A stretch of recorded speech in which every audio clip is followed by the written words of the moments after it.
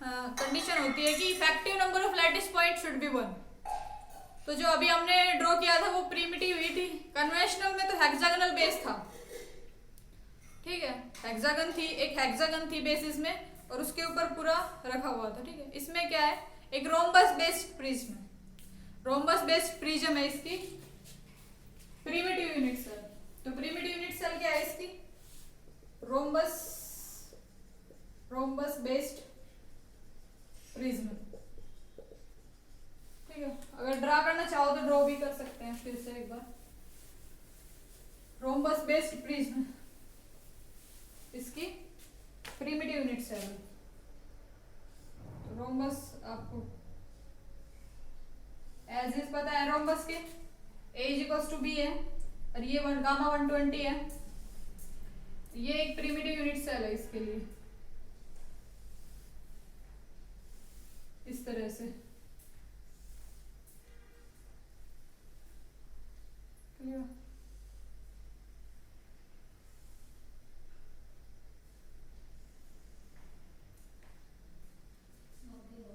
इस तरह से ये एक रोम्बस बेस्ड प्रिज्म है।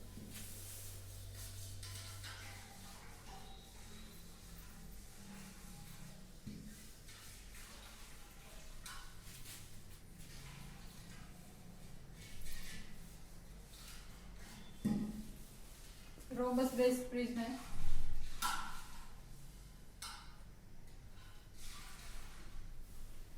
एज लेंथ ए और बी, यहाँ पे B also equal to A, gamma 120।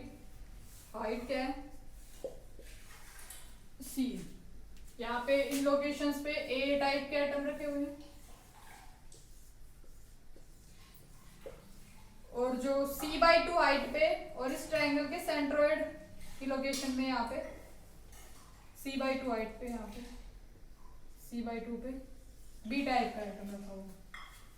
तो ये इसकी क्या है, primitive unit cell, clear. N effective primitive में कितने हैं, तो हमने अभी देखा था कि एक लैटिस पॉइंट पे कितने रखे हैं, 2 एटम बेसिस है, तो इफेक्टिव कितने हो जाएंगे प्रीमिटिव में, 2 हो गए, ठीक है। तो ये एक एग्जांपल भी है कि इट इज नॉट नेसेसरी कि प्रीमिटिव यूनिट सेल में इफेक्टिव नंबर ऑफ एटम्स 1 ही हो, ठीक है। ये नेसेसरी है कि प्रीमिटिव यूनिट सेल में effective number of lattice point should be 1, lattice point 1 होना चाहिए, बट नंबर ऑफ एटम्स तो कितने भी हो सकते हैं, ठीक है। तो इस केस में कितने होंगे इफेक्टिव प्रीमिटिव के केस में 2 एटम का बेसिस है, क्योंकि इसलिए 2। अब हम वॉल्यूम की बात कर लें, वॉल्यूम की बात कर लेते हैं, conventional unit cell and primitive unit cell के वॉल्यूम की बात। तो volume of conventional unit cell, volume of conventional unit cell, conventional unit cell का वॉल्यूम क्या होगा। देखो कन्वेंशनल यूनिट सेल किस तरह की थी, हेक्सागोनल बेस्ड थी, इस तरीके की थी, इस तरह से थी,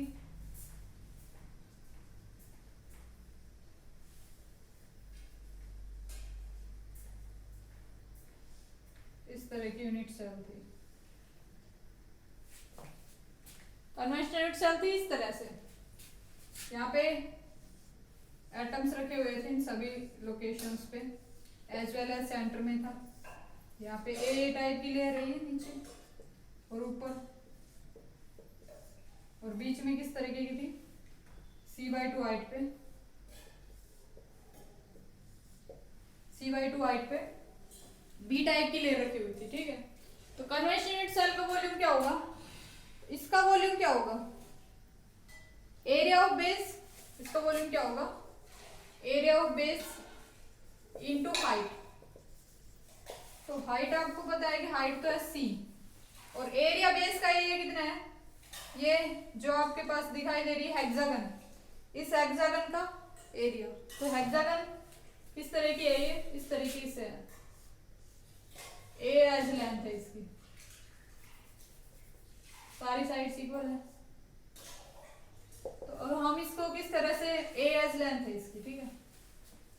तो हम इस तरीके से समझ सकते हैं इसको कि भाई ये 6 इक्विलेटरल ट्रायंगल्स की फॉर्म से बन रही है। विद साइड ए। समझ सकते हैं इस तरीके से। और इक्विलेटरल ट्रायंगल का एरिया होता है √3/4 ए स्क्वायर, ए साइड के है तो ठीक है। तो हम इसको 6 से मल्टीप्लाई कर दे तो एरिया ऑफ बेस आ जाएगा।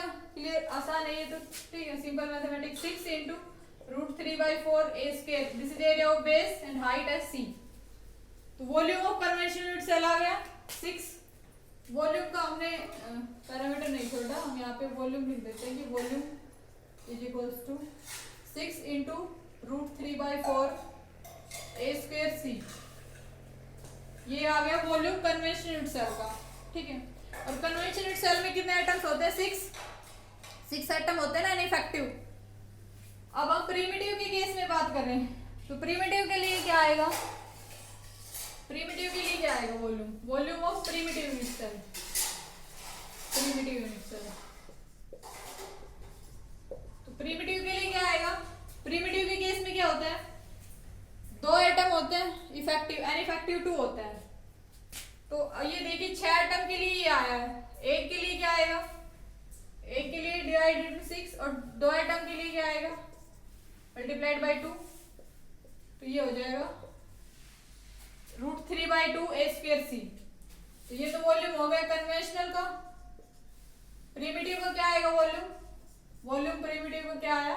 √3/2 ए स्क्वायर सी। वॉल्यूम निकाल लिया हमने। नेक्स्ट हम बात करें कोऑर्डिनेशन नंबर की।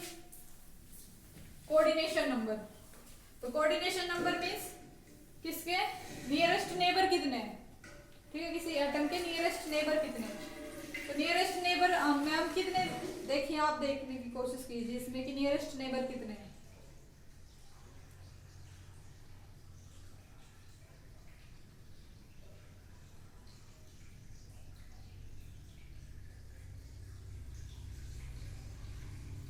देखो अगर हम इस एटम के लिए देखें तो नियरेस्ट नेबर इसमें कितने हैं? 1 2 3 4 5 6। और इतनी डिस्टेंस पे 7 8 9। ये इतनी ही पे है, बट ये लग रहा है कितनी ज्यादा दूर है, बट 3 ही ऊपर होंगे, ठीक है, इन सारों की इक्वल है। तो कितने हो गए? 6 ये और 6 ये, तो 12 हो गए। कोऑर्डिनेशन नंबर है 12। और डिस्टेंस कितनी है? ए डिस्टेंस है, ये सारी ए डिस्टेंस पे, डिस्टेंस है ए। अब सेकंड नियरेस्ट नेबर देखो, सेकंड नियरेस्ट नेबर तो इनके बाद यही आएगा नीचे, और ये कितनी डिस्टेंस पे है? सी पे। ऐसा ही एक ऊपर भी मिलेगा, 2 ही मिलेंगे या कुछ और पॉसिबिलिटी? 2 ही मिलेंगे। तो सेकंड नियरेस्ट नेबर 2 और डिस्टेंस कितनी पे? सी पे। अब हम बात करें एटॉमिक पैकिंग फ्रैक्शन की। एटॉमिक पैकिंग फ्रैक्शन आपको पता है कि एटॉमिक पैकिंग फ्रैक्शन किस तरह से डिफाइन है कि n effective into 4/3 pi r cube, मतलब एक एटम का volume divided by volume of unit cell, volume of unit cell. Conventional के लिए निकालो चाहे प्रिमिटिव के लिए, दोनों के लिए सेम ही आएगा। तो हम कन्वेंशनल से निकालते हैं।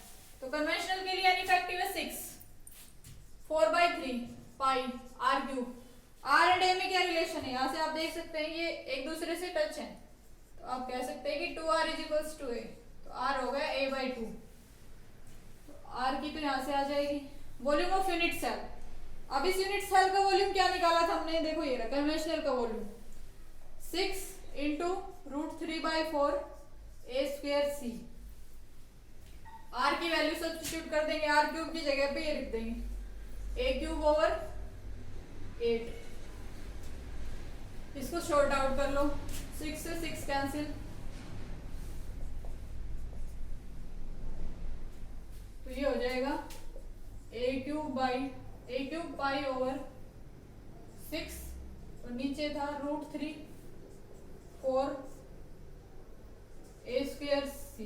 ए स्क्वायर को हटा दो, एक पावर बच जाएगी इसकी, ये था, ठीक है। ये और शॉर्ट कर लो इसको, 2/3 √3 पाई a/c।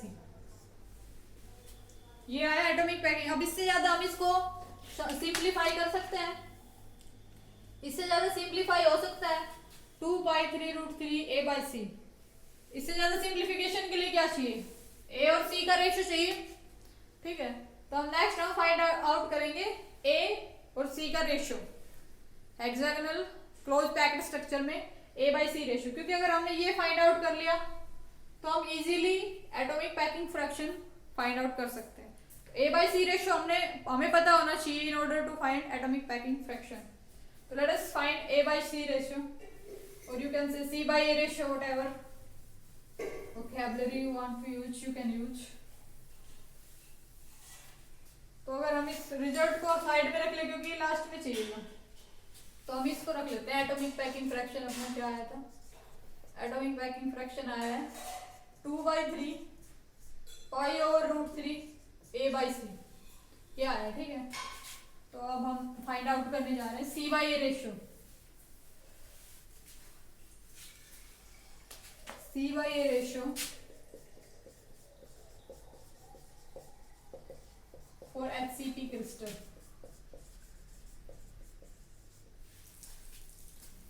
तो हम इसकी वो यूनिट सेल बनाएंगे अपनी कन्वेंशनल यूनिट सेल जो थी। तो कन्वेंशनल यूनिट सेल क्या थी, रोम्बस बेस्ड प्रिज्म था, ठीक है। तो रोम्बस बेस्ड प्रिज्म हम अपना ड्रॉ करने जा रहे हैं conventional unit cell.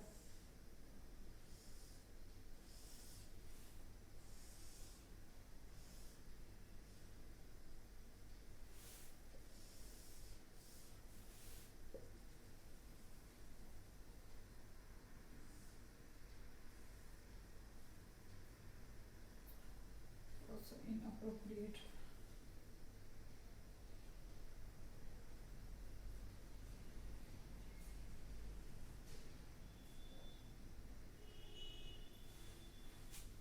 You can understand, ठीक है। तो ये रोम्बस बेस्ड प्रिज्म है, सी इसकी हाइट है,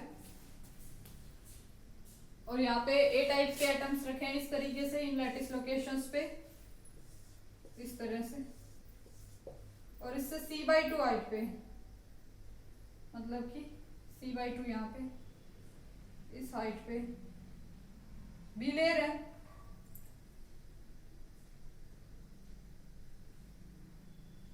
इस हाइट पे बी लेयर है, ए बी टाइप की पैकिंग है इसमें। और यहाँ पे क्या लोकेशन है बी एटम की, इस ट्रायंगल के सेंट्रोइड में, ये बी एटम हमारा इस तरीके से रखा हुआ है, क्लियर है। तो अगर हम सी बाई ए रेशियो में फाइंड आउट करना है, ठीक है, ए ये डिस्टेंस है हमारी, ये इतनी कितनी हाइट है ये वाली C/2 हाइट पे रखा हुआ है ये, ठीक है। तो अब देखिए ये अगर हम इस एटम्स को इस चिन्हों से मिलाएं इस तरीके से, तो ये एक टेट्राहेड्रन फॉर्म कर रही है। अब देख सकते हैं इस ए बेस का टेट्राहेड्रन फॉर्म हो रहा है, ठीक इसी तरीके से यहाँ पे ऊपर इनको मिलाएं तो ये एक टेट्राहेड्रन फॉर्म हो रही है। यहाँ पे हम इसको थोड़ा समझने की कोशिश करें इस तरह से,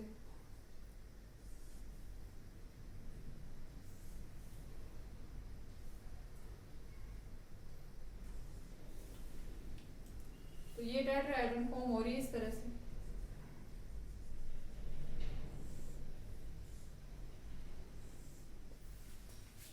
जहाँ पे इसकी जो हाइट है टेट्राहेड्रन की वो क्या है C/2 और ये है A, ठीक है। तो आप यहाँ से फाइंड आउट कर सकते हो कि C/2 किसके बराबर है, इसकी हाइट को in terms of A find out कर सकते हैं। कैसे फाइंड आउट करेंगे, जैसे टेट्राहेड्रन किस तरह की होती है, लेट मी शो। ये बड़ी मेहनत से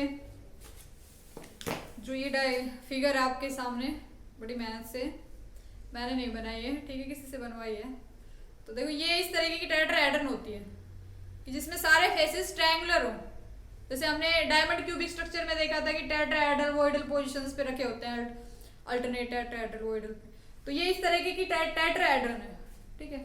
तो ये इस तरह से टेट्राहेड्रन फॉर्म हो रही है, जो ये देखो इस तरीके से, ये नीचे जो ये लेयर है इन लेयर्स पे क्या ए टाइप के एटम रखे हुए हैं और ये बी एटम रखा हुआ है, और जो इसकी हाइट है इस टेट्राहेड्रन की, ये वाली हाइट, ये हाइट कितनी है c/2।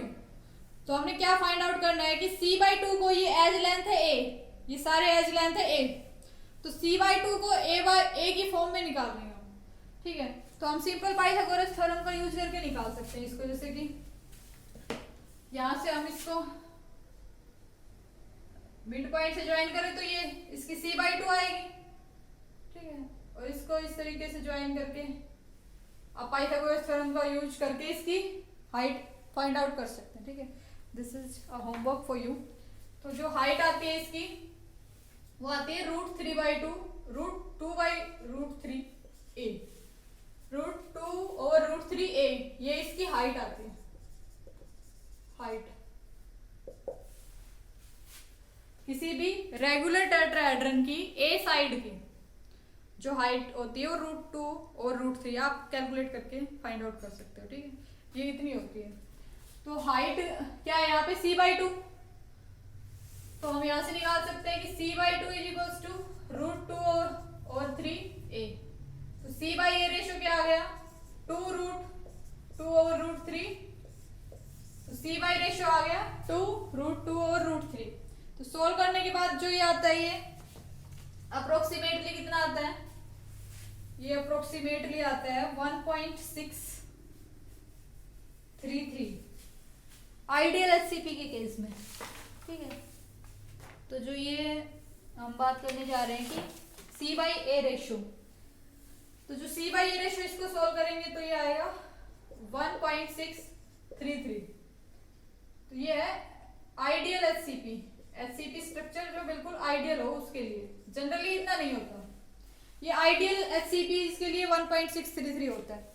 जैसे कुछ एचसीपी स्ट्रक्चर्स का डेटा है हमारे पास, जैसे कि जिंक है, कैडमियम एचसीपी स्ट्रक्चर पोजेस करता है, तो जो इसके लिए c/a रेशियो है 1.857 है। उसके बाद जिंक के लिए भी थोड़ा इससे हाई है 1.866, कैडमियम के लिए 1.866 है, लेट मी करेक्ट, और इसके लिए 1.857 है, इससे हाई है आइडियल से।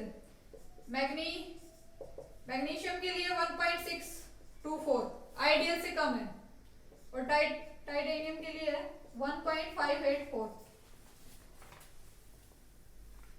तो जो नेचर में एग्जिस्ट करते हैं HCP structures, cadmium, zinc, magnesium and titanium, इनके लिए near to ideal HCP ratio होता है, बट एग्जैक्टली ऐसा नहीं होता।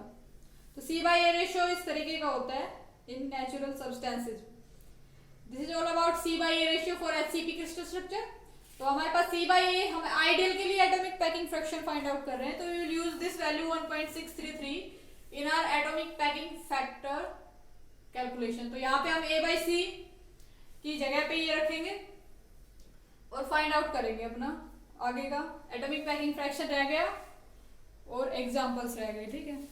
तो c/a रेशियो हमने फाइंड आउट कर लिया। c/a ratio for ideal is 1.633 ideal के लिए, आइडियल एचसीपी, क्लियर है। तो हम इस 1.633 को atomic packing fraction find out कर रहे थे, वहां पे सब्स्टिट्यूट कर देंगे सो दैट हम एटॉमिक पैकिंग फ्रैक्शन इसमें देख सके। तो ये तो आपको पता ही है कि 74% है, इसमें जग जा ही रही है बात। तो हम निकाल के और देख ले कि किस तरीके से आया है ये 2/3 π/√3 c/a, इस तरीके से लिख सकते हैं, ठीक है। तो ये हो जाएगा 2/3 π√3 1.633, ठीक है। तो ये सोल्व करने पे देगा नियरली 0.74। परसेंटाइल में बात करें तो 74%। क्लोज पैक्ड स्ट्रक्चर, क्लियर है। तो इसकी परसेंटाइल पैकिंग में हम बात करें तो एटॉमिक पैकिंग फ्रैक्शन इसके लिए आया 74%। एग्जांपल्स में हमने देखा था zinc, magnesium, cadmium and titanium. This is all about HCP structure. I hope आपको समझ में आया होगा। लेट अस समराइज कि हमने कि थोड़ा सा कॉम्प्लिकेटेड है in comparison to other structures, but ऐसा नहीं कि समझ नहीं आएगा, समझना इजी है। पहली दफा पढ़ेंगे तो थोड़ा सा मुश्किलात आपके सामने आ सकते हैं।